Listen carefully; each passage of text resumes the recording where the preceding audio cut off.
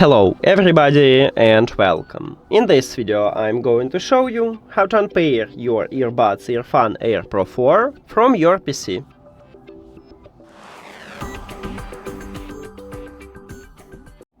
You have to start by press one time at the Windows button on your keyboard and then write Bluetooth.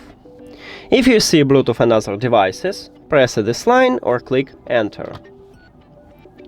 After that, you need to find your earbuds at the audio line, and right here I have them, but you can also check at other devices. So press this line, and right here we have a button, Remove.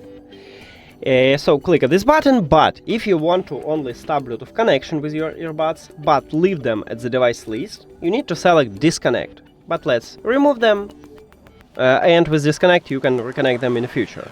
Let's remove them, and if you have Windows 10, click Remove Device after. Now we can put these earbuds to the charging case and close the case. We did it! Thank you for watching this video. If you found it helpful, please consider subscribing to the channel and leave the like on the video. See you later!